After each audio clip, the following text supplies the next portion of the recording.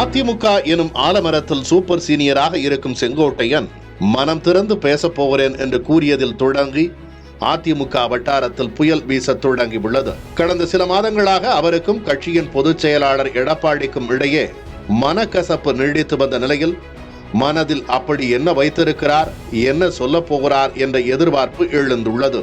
இந்த நேரத்தில் யார் இந்த செங்கோட்டையன் என்ற தலைப்பில் செங்கோட்டையனின் அரசியல் பயணத்தையும் எடப்பாடிக்கும் அவருக்கும் இடையே ஏற்பட்ட மனக்கசப்பையும் ஒரு டைம் லைனாக பார்க்கலாம். பொதுவாக தலைமைக்கு நேரெதிராக போர்க்கொடி தூக்காதவர் தான் செங்கோட்டையன். அவரது அரசியல் பயணம் என்று பார்த்தால் அதிமுகவை தோற்றுவித்த எம்ஜிஆரின் முதல் சட்டசபையில் இருந்து தொடங்குகிறது. ஈரோடு மாவட்டம் குள்ளம்பாளையம் கிராமத்தில் 1948 ஆண்டு பிறந்த செங்கோட்டையன் தனது அரசியல் பயணத்தை திமுகவில் தான் தொடங்கினார். ஆனால் 1972 ஆண்டு திமுகவில் இருந்து எம்ஜிஆர் வெளியேற்றப்பட்ட போது எம்ஜிஆர் உருவாக்கிய அதிமுகவில் இணைந்தார் செங்கோட்டையன்.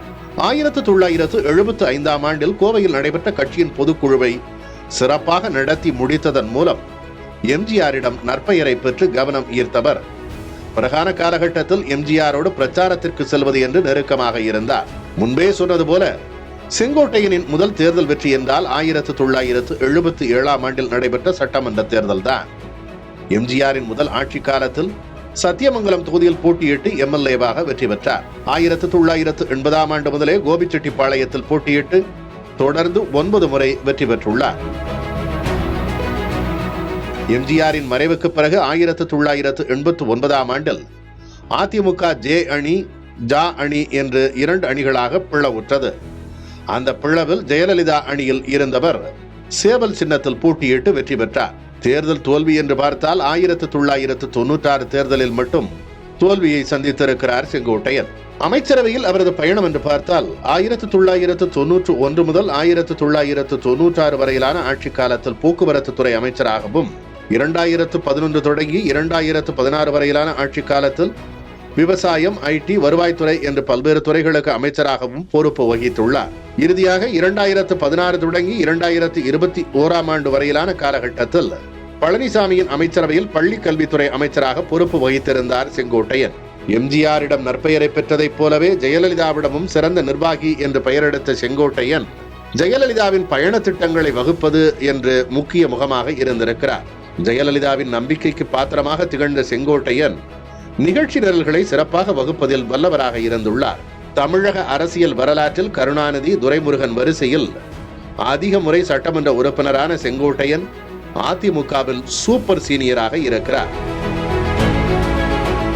இப்போதைய அதிமுகவின் பொதுச் செயலாளர் எடப்பாடிக்கும் சீனியர் தான் செங்கோட்டையன். ஜெயலலிதாவின் மறைவுக்கு பிறகு அதிமுகவில் பல குளறுபடிகள் நடந்த போதெல்லாம் அமைதி காத்த செங்கோட்டையன் கடந்த சில மாதங்களாக தனது மனக்குமுறலை வெளிப்படுத்த தொடங்கியுள்ளார்.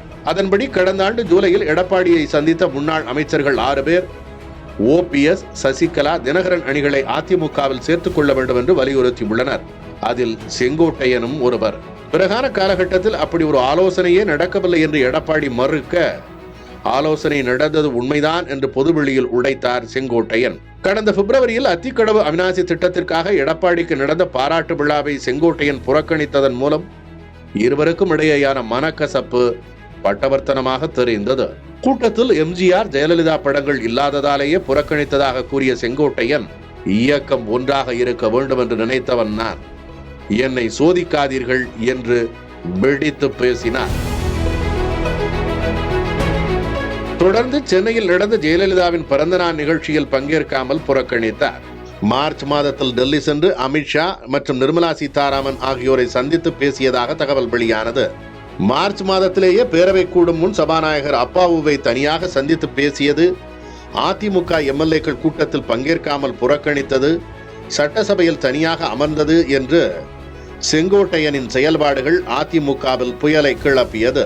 கடந்த ஜூலையில் கோவையில் EPS சுற்றுப்பயணத்தை தொடங்கிய போதும், ஈரோட்டில் பரப்புரை செய்த போதும் அவற்றில் பங்கேற்காமல் புறக்கணித்த செங்கோட்டையன் மனம் திறந்து பேசுவதாக அறிவித்திருப்பது பெரும் எதிர்பார்ப்பை கூட்டியிருக்கிறது.